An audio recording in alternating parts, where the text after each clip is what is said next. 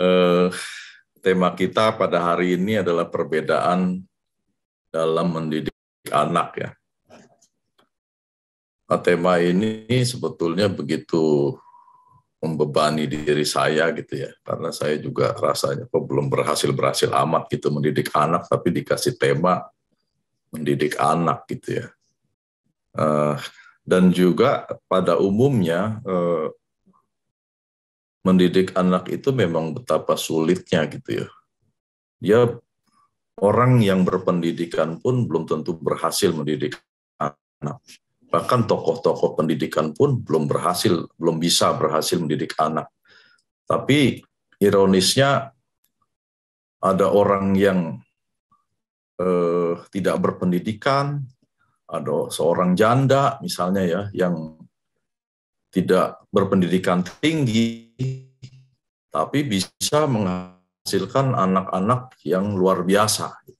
Dan disinilah keunikan di dalam mendidik anak yang tidak bisa didasarkan oleh kepandaian atau kepintaran kita gitu ya, atau hikmat kita atau pendidikan kita atau titel kita gitu ya, sekalipun bereretan gitu ya, SH, SU, SD, SA, SL dan seterusnya, bahkan PDT ya Pak Gelon, PDT aja ada anaknya yang nggak beres juga gitu ternyata.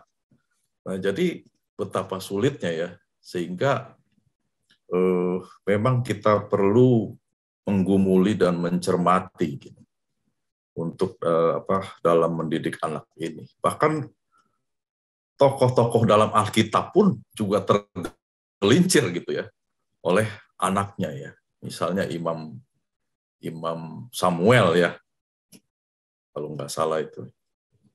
Bukan Imam Samuel, bapaknya Samuel dulu, Imam Eli. Imam Eli ya. Bukan bapaknya Samuel, Imam Eli lah. Anak-anaknya itu melakukan kesalahan di hadapan Tuhan gitu.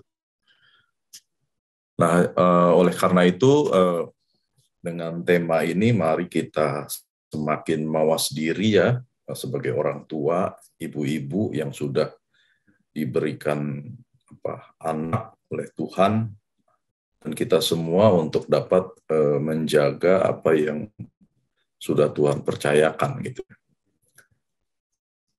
Nah, jadi kita lihat anak ya. Ini saya ambil dari Mazmur 127, mungkin ini sering didengungkan juga ya kalau hari anak mungkin ya. Ayat 3 ya saya bacakan. Sesungguhnya anak-anak lelaki adalah milik pusaka dari Tuhan, dan buah kandungan adalah suatu upah. Ya, dikatakan anak adalah milik pusaka ya. Tentunya tidak hanya anak lelaki aja, ini kan karena kebudayaan culture yang menekankan kepada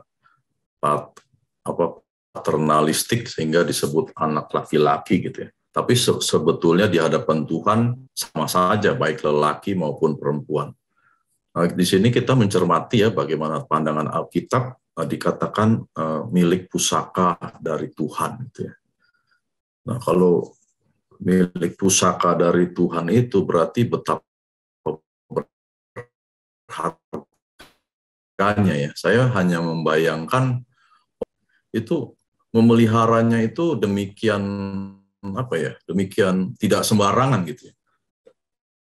Orang Jawa itu kalau melihara keris ya, itu dimandiin pakai air, pakai bunga gitu ya, dengan waktu-waktu tertentu gitu ya. Dipuja-puja gitu ya, benda pusakanya gitu ya. Jadi memeliharanya itu sangat teratur ya, dan menganggap barang itu sangat berharga gitu. Nah, oleh karena itu, apalagi kalau pandangan Alkitab terhadap anak ya, ini milik pusaka Allah gitu ya. Jadi sebetulnya anak itu bukan milik kita ya, tapi benar kita dititipkan. Tapi sebetulnya kalau kita mendalami ya apa yang Alkitab katakan, itu bukan milik kita, itu milik pusaka dari Tuhan gitu ya. Artinya milik pusaka dari Tuhan itu adalah pusakanya Tuhan yang berharga yang dititipkan ke kita gitu. Nah, oleh karena itu kalau orang-orang yang punya benda pusaka aja memeliharanya dengan begitu penting gitu ya, tidak sembarangan, mestinya kita pun memandang bahwa anak-anak kita itu adalah milik pusaka yang mestinya kita juga memeliharanya itu demikian lebih penting lagi gitu ya, ketimbang orang-orang dunia yang hanya mementingkan milik pusaka yang benda mati saja sedemikian teratur itu gitu ya. Mandang anak kita itu lebih penting dari itu gitu. Bahkan ini pusakanya bukan pusaka kita, pusakanya dari Allah gitu. Nah, ini supaya perspektif kita itu dibaharui gitu ya di dalam melihat anak-anak kita ya. Kadang kan anak-anak kita itu emang ya kita gemes, ya kita kesel, ya kita campur baur ya. Kalau dia nggak benar kita sebel gitu ya. Tapi kita sayang gitu ya. Nah, inilah hal-hal inilah kadang yang bisa melupakan kita bahwa dia itu manusia yang diciptakan Allah yang adalah milik pusaka Allah. Gitu ya.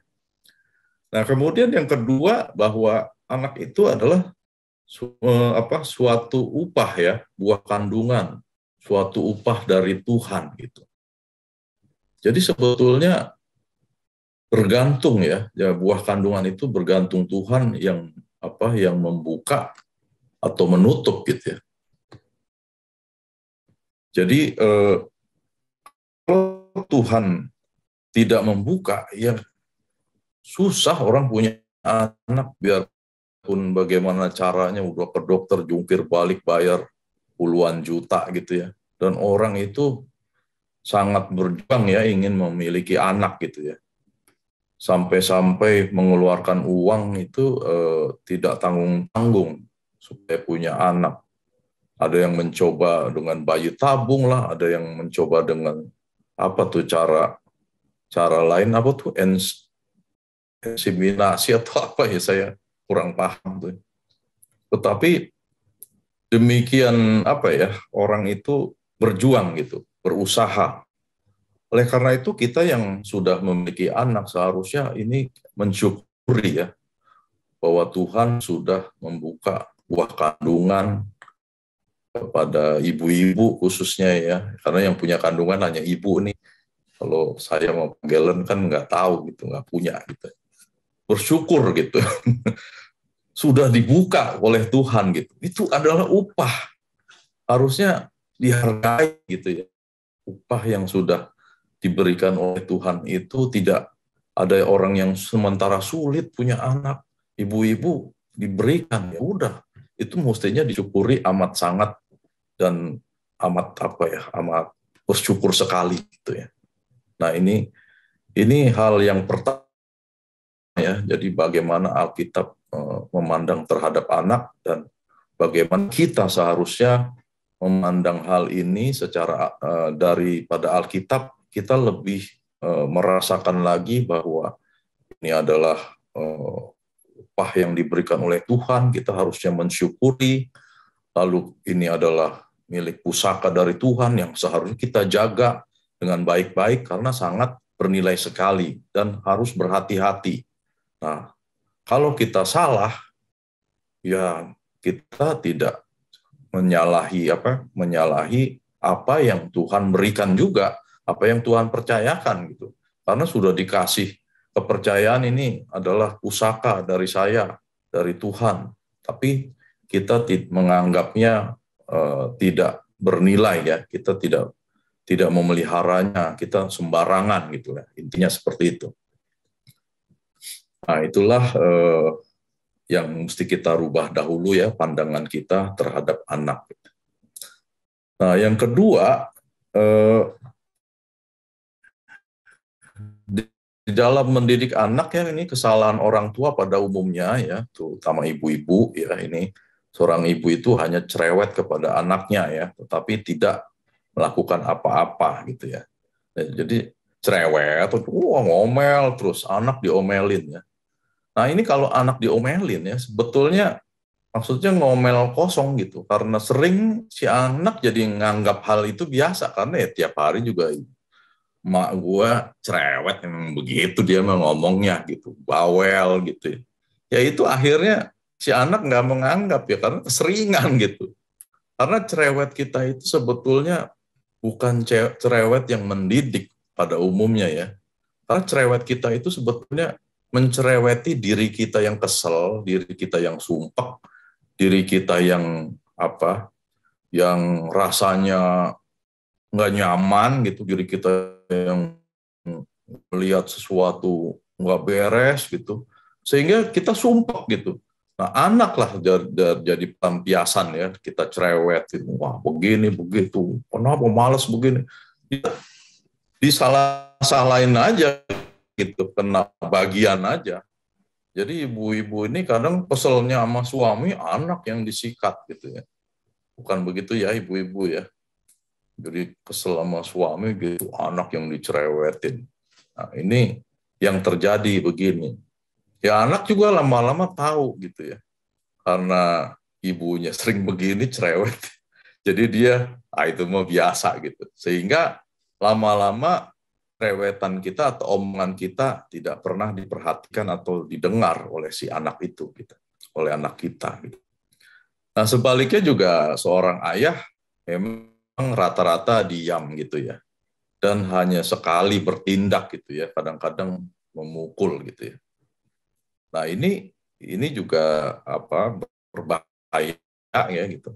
Kalau anak juga dipukul tanpa tahu kenapa dia dipukul, ini juga tidak mendidik gitu ya. Nah, jadi itulah kesalahan-kesalahan pada umumnya gitu. Jadi memang anak itu ketika mendapatkan hukuman seharusnya eh, dia tahu kenapa dia dihukum gitu. Karena kalau dia tidak, ini kebingungan gitu ya. Kenapa kok dia dijahatin gitu ya, dipukul atau dihukum, tapi tidak tahu apa salahnya gitu. Dan seharusnya ini harus disepakati lebih dahulu ya, supaya dia tahu oh salah gitu. Nah inilah kesalahan-kesalahan orang tua pada umumnya gitu ya. Nah kemudian apa yang atau bagaimana ya, ini juga apa yang saya cari-cari referensinya ya. Jadi sebetulnya ketimbang kita cerewet tadi ya, ketimbang kita banyak ngomong, itu kita seharusnya ya itu lebih mengatakan kalimat-kalimat yang penting gitu. Jangan apa ya, kalau cerewet itu kan kesannya kaleng rombeng gitu ya, yang kosong gitu, nggak ada maknanya.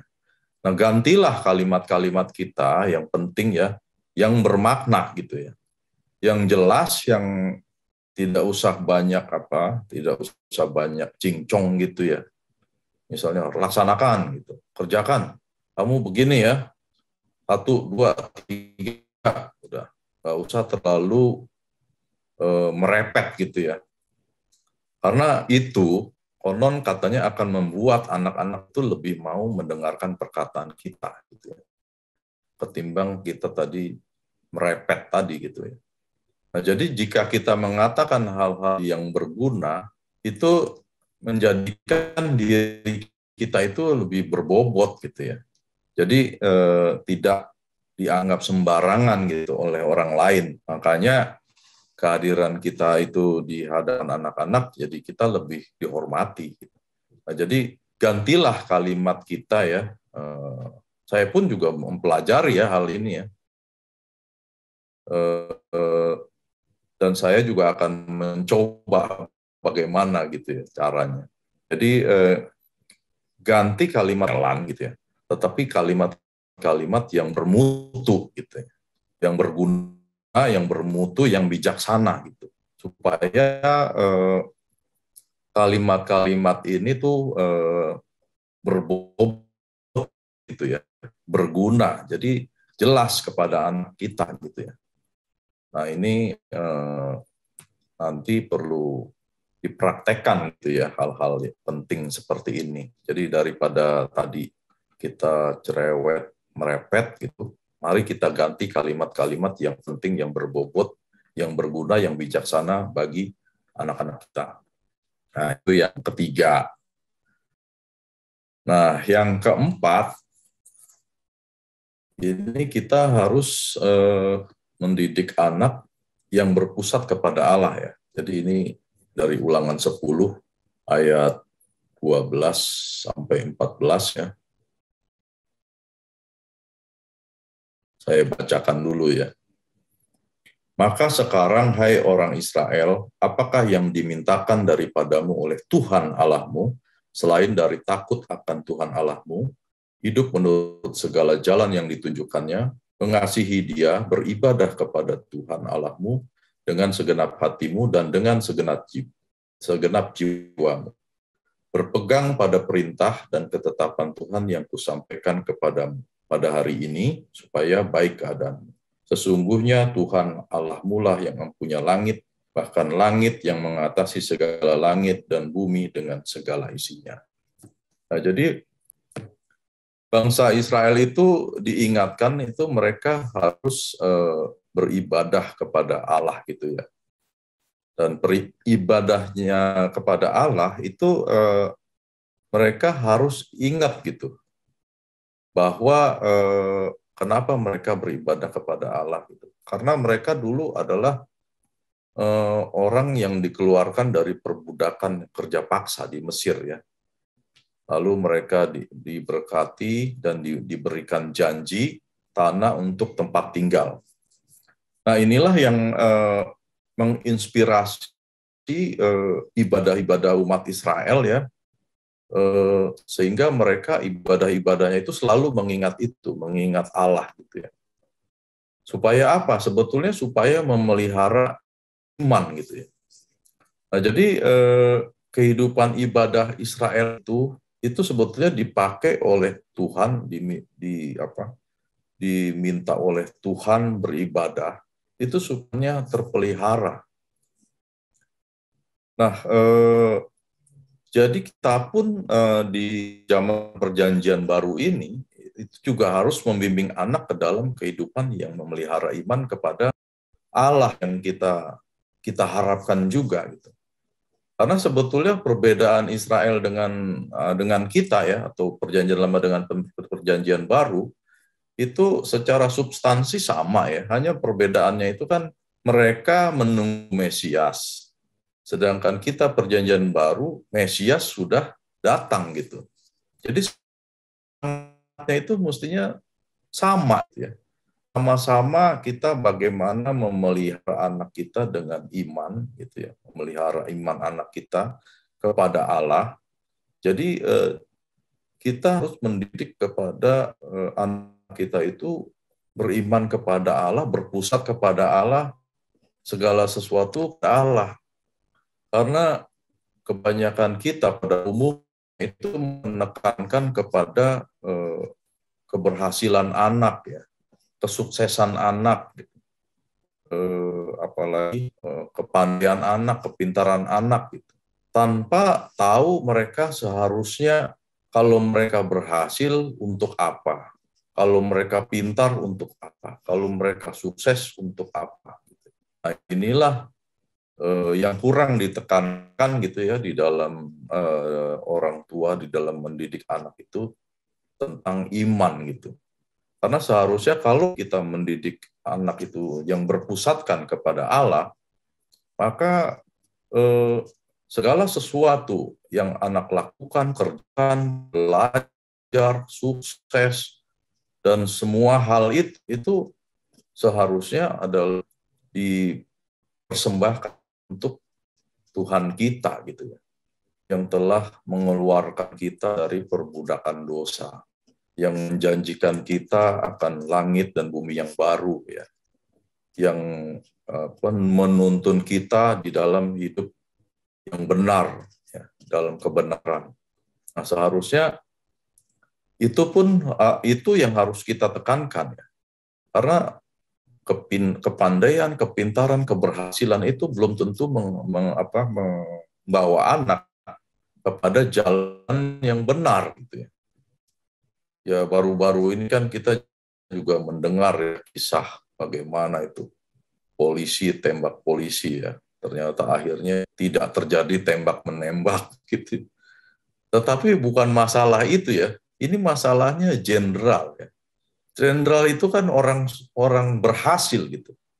Orang sukses gitu, ya. Orang yang punya pangkat. Tetapi kenapa terjadi seperti ini? Nah, inilah yang patut menjadi peringatan bagi kita, dan ini pun yang terjadi Kristen pula lagi, ya. Orang-orang Kristen semuanya. Waduh, ini kita menyayangkan gitu, ya, hal-hal ini sampai terjadi. Nah, ini peringatan bagi kita bagaimana kita seharusnya menjaga anak-anak kita, ya, supaya kalau sukses, ya jangan sampai demikian gitu. Sukses bukanlah sukses, ya, kalau mereka tidak menjadi anak yang beriman kepada Tuhan, ya, tidak mendedikasikan hidupnya buat pekerjaan Tuhan, buat pelayanan Tuhan, buat kesejahteraan orang banyak, buat memberkati orang lain, ya. Jadi kalau mereka tidak sampai ke situ, kita pun ya gagal untuk mendidik iman mereka yang berpusat kepada Allah. Nah, yang terakhir, kita harus mendidik anak sesuai potensinya, ya. Nah, jadi baru saya masuk perbedaannya tuh di sini nih, Kak Marley, ya, yang ngasih tema. Jadi tiap-tiap anak itu memang berbeda, ya. Harus gali potensinya, ya. Karena Tuhan menciptakan setiap orang unik pada dirinya, ya. Dan ada setiap manusia itu, ya, diberikan, ada yang 1 talenta, 2 talenta, 5 talenta, sesuai dengan Matius 25, ya, ayat 14 dan 15. Jadi memang berbeda-beda. Nah, keunikan manusia yang berbeda ini inilah keunikan, bukan keunikan, inilah betapa Tuhan kita itu sangat sangat maha gitu, ya. Bagaimana bisa menciptakan bermiliaran manusia tetapi bisa punya keunikan pada diri seseorang masing-masing. Baik fisik bisa unik gitu. Kembar aja bisa ada bedanya. Bicara aja suara bisa beda-beda, ya. Kita yang ada di sini aja ada berapa orang nih, suara aja bisa beda-beda. Gimana itu menentukan pita suara Tuhan Allah kita? Bisa sedemikian presisi gitu, ya. Suara Pak Gelen ini demikian. Suara saya misalnya rada bass dikit. Suara yang lain ada yang melengking. Tapi suara itu bisa beda-beda. Ini baru suara, ya. Belum keunikan-keunikan lainnya, ya. Rambut, alis, apapun, ya. Termasuk anak-anak itu, ya. Berbeda-beda. Potensinya juga berbeda-beda. Nah, perbedaan-perbedaan inilah yang seharusnya yang harus digali oleh orang tua, ya, atau kita amati sebetulnya potensi mereka apa, karena inilah yang kerap menjadi kegagalan kita, ya. Seharusnya kita itu kan mensupport potensi mereka, ya. Nah, saya pun juga awal-awal punya anak, ya, terjebak juga, ya, gagal juga gitu, ya. Karena memang saya juga yang orang dulu itu kalau dididik keras sama ayah saya gitu, wah sampai nangis-nangis belajar matematik gitu, berhitung itu suatu andalan gitu, ya. Dan saya juga keras gitu pada anak saya, ternyata matematiknya jeblok tuh saya marah-marahin gitu, ya. ternyata memang potensinya tidak kuat di situ gitu. Seharusnya kan saya tidak boleh memaksakan keinginan saya atau kehendak saya. Harusnya saya melihat dia kuatnya di mana gitu. Harusnya itu yang kita arahkan begitu kan. Nah, sehingga berhasil ya. Nyata-nyatanya anak saya yang pertama itu memang potensinya lebih di bahasa nih. Kebetulan anak saya tiga-tiganya ini beda-beda ya. Yang satu bahasa, yang nomor 2 di sosial, IPS, yang nomor 3 di IPA gitu. Lucu juga gitu, beda-beda gitu. Setiap anak gitu ya. Nah, jadi kita tidak bisa memaksakan ya, yang anak bahasa itu nggak bisa gitu, mesti jago matematik. Gimana ceritanya emang dia kuatnya di situ gitu ya, dia agak lemah misalnya di masalah matematik. Tapi akhirnya saya lihat juga terbukti, dia sekarang ngajar di suatu sekolah Montessori gitu ya, yang berbahasa Inggris dan mengajarnya pakai bahasa Inggris gitu. Saya pikir-pikir, wah, saya aja kagak bisa tuh ngajar anak-anak pakai bahasa Inggris. Kalau dia bisa gitu, berarti emang dia kuatnya di bahasa gitu. Dan benar gitu. Nah, sedangkan anak saya yang kedua itu dia ilmu-ilmu sosial gitu ya. Ya jadi dia memang saya lihat dia gampang berteman gitu ya. Yang ketiga ini hitungan gitu. Karena ya dia kimia, fisika gitu. Kimia sih terutama ya. Matematik dia sangat kuat gitu. Jadi apa-apa perhitungan gitu. Bukan maksudnya logik lah gitu ya, maksudnya apa-apa dihitung dengan logikanya gitu. Nah inilah yang sehingga nanti kemananya ya disesuaikan gitu anak itu gitu ya, nggak perlu kita hanya mendorong saja gitu. Dan saya memang di anak ketiga itu nggak ada ngajarin lagi, memang dia udah bisa sendiri gitu ya, bahkan mungkin secara matematik saya juga udah nggak ngerti gitu ya, dia banyak yang saya nggak ngerti juga, saya juga udah nggak tahu lah, udah urusan dia, berat bagi saya juga untuk belajar tentang itu lagi gitu. Nah inilah yang harus kita cermati ya, bagaimana perbedaan anak itu, kita tidak boleh menuntut melebihi ya kemampuan anak kita, biar saja dia berjalan sesuai potensinya ya. Karena memang kita itu di zaman saya terutama itu dulu memang menekankan IQ sih ya, menekankan IQ. Anak harus IQ-nya yang bagus, itu di atas 100 sekian ini baru pinter gitu. Sehingga kalau di bawah segitu dianggap bodoh, dianggap kurang, dianggap ya ini nggak akan berhasil. Nah, itu membuat pukulan berat ya. Tetapi ternyata perkembangan dunia psikologi itu, potensi itu ternyata tidak hanya mengenai IQ, ternyata EQ pun ada. Ternyata masalah ini yang digambar saya ini ya, ini masalah potensi fisik, potensi intelektual, potensi sosial, mental, spiritual, itu adalah bagian-bagian juga bagian-bagian potensi manusia gitu yang harus kita hargai, termasuk kinetik juga ya, termasuk atlet itu sebetulnya potensi loh, itu nggak bisa semua orang menjadi atlet yang sedemikian kuat berlomba lalu hebat gitu di cabang bulu tangkis, di sepak bola apapun, itu nggak gampang itu. Wah, coba aja kita lari sedikit aja langsung bisa ngeletak gitu. Makanya kalau kita lihat Ronaldo larinya, wah, bisa ya manusia begitu. Ya itu potensi itu yang tidak setiap orang punya. Nah, jadi bagaimana kita melihat perbedaan itu ya? Kalau di dalam prinsip-prinsip mendidiknya yang tadi sudah saya kemukakan itu semua sama ya, tetapi penanganannya itu yang kita harus bedakan sebetulnya. Penanganan ini bukan perhatian ya, karena kalau perhatian itu bisa salah gitu ya. Nah, contoh-contoh bagaimana Yusuf ya dan kakak-kakaknya itu diperhatikan sangat berbeda oleh orang tuanya.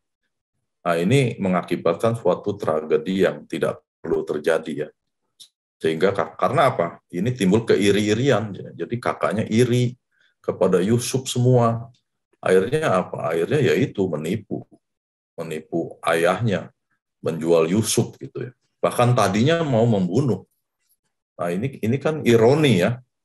Dalam satu keluarga tapi terjadi kebencian luar biasa sehingga adiknya sendiri mau dibunuh. Ya ini salah orang tuanya juga.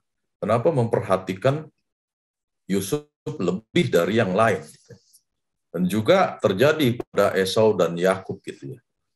Bagaimana Ishak mengasihi Esau sementara ibunya mengasihi Yakub. Ini pun berakibat menyakitkan ya. Akhirnya keluarga ini terpecah ya. Esau mau membunuh Yakub, lalu Yakub kabur ya, pergi sampai nggak ketemu ibunya lagi ya sampai saat itu. Dan ini menyakitkan sekali ya. Nah, jadi memang yang harus kita tangani itu sebetulnya ya pendekatannya ya. Pendekatan ini adalah kita harus memahami karakter anak itu gampangnya tuh diapain gitu ya. Nah, ini perlu elaborasi oleh kita sendiri ya. Jadi kita tidak bisa menyamakan anak itu dalam hal menanganinya gitu ya. Karena kalau seperti saya katakan tadi gitu ya, anak bahasa, anak sosial, anak IPA, ya pendekatannya kita harus kita cari gitu ya. Kalau pendekatan anak yang IPA mungkin kita harus lebih kepada analisa gitu, meminta dia melakukan gitu ya, analisa misalnya logikanya kita dekatin gitu ya. Misalnya kalau kamu tidak belajar ya kamu nanti kamu hitung saja nih bayaran kamu berapa misalnya sekian sekian sekian. Betapa ruginya gitu. Kamu kalau nggak jadi apa-apa misalnya. Nah itu kan logik ya, itu contoh aja itu contoh. Kalau dia kan misalnya cepat ngitung kan, oh iya ya sekian tiap bulan sekian uang ini sekian ya betapa rugi ongkos sekian pulang pergi gitu ya harus begitu kan karena dia anak yang logikanya lebih dipakai gitu ya mungkin kalau anak sosial gimana ya karena anak sosial ini anak yang berteman kan ya kalau kamu misalnya kalau kamu tidak berhasil gitu ya kamu belajar main-main nggak mau ini kamu tidak apa ya kamu nanti berteman itu bagaimana kamu timpang misalnya orang pengetahuannya sudah di A wawasannya sudah di 100 kamu sendiri 50 gitu nah kamu bagaimana mengimbanginya gitu ya kan kamu berteman itu harus nggak bisa tulalit gitu masa kamu ngobrol lain sendiri, kamu tulalit teman-teman membahas apa misalnya. Ya itu contoh-contoh saja. Itu perlu kita cari sendiri ya. Saya juga akan mempelajari hal ini ya. Saya kebanyakan itu karena saya dulu dunia kerja itu kebanyakan itu saya mengamati bos saya gitu ya. Selalu kalau bos saya ganti, ya ini modelnya kayak apa? Itu yang saya amati ya. Jadi saya kebagian bos galak itu ya juga nggak digalak-galakin gitu ya. Orang udah pada ketakutan karena tahu, oh dia begini. Oh dia ini orangnya harus diginiin ya. Misalnya bos saya ini dulu ada yang galak, orang pada takut. Tapi kalau kita butuh bos kita, saya tahu syaratnya cuman bagaimana dia dijadikan pahlawan gitu ya. Itu kuncinya. maksudnya dijadikan pahlawan itu bikin dia itu seolah-olah dialah hero-nya gitu, hero-nya dalam hal masalah ini. Jadi saya itu mengamati begitu ya. Begitu saya kalau menghadap itu, ini kasusnya begini, Bos. Jadi kalau bos itu harus menghadapi si ini gitu, nanti baru bisa gitu ya. Kalau kita kan sulit, Bos, kalau kita harus menghadapi si A si B ini kan dia takutnya sama nama bos doang misalnya. Saya jadi memanfaatkan gitu, dan dia juga nggak tahu gitu. Kalau saya jadikan hero gitu, yang penting kan tugas-tugas saya tugas pekerjaan saya itu, program-program saya itu bisa waktu dieskalasi berhasil. Tapi terus terang aja saya malah ke anak itu belum melakukan pendekatan-pendekatan yang begini ya. Jadi nanti pun saya akan mengamati ya hal-hal ini ya. Ini juga jadi kebodohan saya sendiri gitu. Nah, mungkin itu ya ibu-ibu ya sharing dari saya. Semoga hal ini dapat membantu itu atau mendukung kita semua bagaimana kita mendidik anak-anak kita sesuai apa yang Tuhan ajarkan, bahwa mereka adalah milik pusaka dari Tuhan dan upah yang sudah dipercayakan kepada kita. Mari kita jaga bersama-sama. Kiranya Tuhan memberkati. Amin. Mari kita berdoa. Ya Tuhan Allah Bapa kami yang di surga, kembali kami datang kepadamu Tuhan, mengucap syukur untuk waktu sharing firman-Mu Tuhan, dan sharing mengenai pendidikan anak. Kiranya Tuhan memberkati apa yang telah kami terima, biarlah itu menjadi berkat tersendiri di dalam kami mendidik anak-anak kami. Di dalam nama Tuhan kami, Yesus Kristus, kami berdoa. Amin. Baik, saya kembalikan lagi ke WL, Bu Nevi ya. Terima kasih Pak Yudi atas pemaparan firman Tuhan di siang hari ini untuk kita semua. Ya, bagi Bapak Ibu, mungkin ada yang mau memberikan pertanyaan atau men-sharingkan pola mendidik anak di rumah yang sudah dilalui ya. Mari silakan saya berikan kesempatan untuk kita semua bisa berbagi. Tuh, Bu Meta tuh yang anak-anaknya udah berhasil. Bagus tuh. Iya, Bu Meta. Ayo, Saya Bu tuh Meta. takutnya mau Bu Meta. Ya, belum. Dikirain nanti saya nggak dengerin, walaupun saya nggak menunjukkan wajah saya. Iya, dengar. Dibilang saya pakai baju tidur, saya nggak bisa lihat. Saya dengar. Terima kasih. Apa Bu Meta, yuk. Ya, silakan Bu Meta. Bisa. Terima kasih sama Tuhan kita semua diberikan pelajaran melalui Pak Yudi ya. Tapi kalau saya karena sudah lalu ya, mungkin ibu-ibu yang masih punya anak kecil, yang belum selesai lah kayak saya gitu, masih bisa dicamkan kayak gimana pelajaran lagi baru tuh ikutin, seperti semuanya untuk sukses, untuk menyukakan Tuhan. Kalau saya pengalamannya karena termasuk udah tua juga ya sekarang ini dibandingin ibu-ibu yang di sini ada ya. Saya gini, pengalaman saya gini, 4 orang anak saya didik sendiri. Karena kalau bapaknya nggak pernah tahu. Bapaknya tuh kerjanya cuma cari uang, dari zaman dahulu tuh cuma cari uang aja gitu. Jadi saya ngurus anak-anak dari mulai mengandung, melahirkan, terus mengurus dalam ngiring studinya itu juga saya gitu ya.